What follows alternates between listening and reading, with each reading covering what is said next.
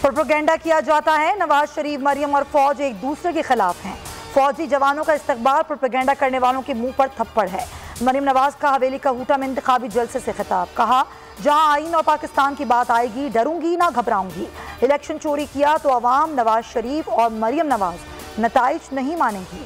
कामयाब खारजा पॉलिसी ये है कि दिन दिहाड़े अफगान सफीर की बेटी अगवा हो गई। चीन ने सीपैक पर काम बंद कर दिया। कश्मीर को मोदी की झोली में फेंक दिया। दासू डैम पर हमला हो गया।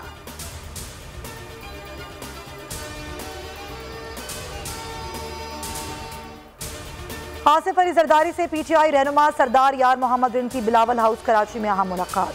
1.5 घंटे 1-on-1 मुलाकात में मुल्क और बलूचिस्तान की सियासी सूरत हाल पर बातचीत, मुस्तकबिल में राब्ते और मुलाकातें जारी रखने पर इत्तेफाक। साबिक सदर और पीटीआई बलूचिस्तान के पार्लिमानी लीडर के दरमियान चंद माह में ये दूसरी मुलाकात है।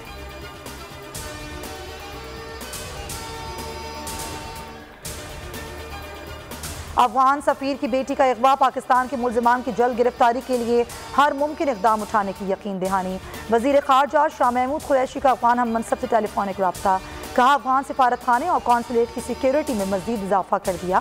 तवक्को है कि अफगान हुकूमत अपने फैसले पर नजरसानी करेगी। बोलियों से गुफ्तगू में कहा कि भारत ने FATF को पाकिस्तान का बाजू मरोड़ने के लिए इस्तेमाल किया। मेमरान भारतीय बयान का नोटिस लें।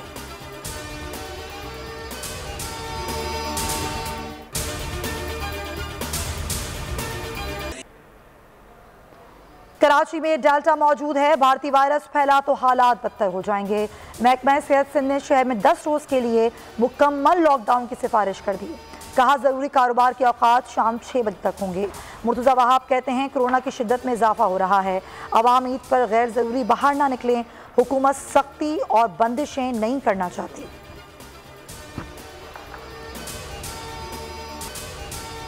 और ईद पर जानवरों की चोरी के वाक़यात में इजाफा। कराची मेट्रोविल से 2 बकरे चोरी, वारदात की वीडियो सोशल मीडिया पर वायरल। पुलिस की मुल्ज़िमान की तलाश जारी।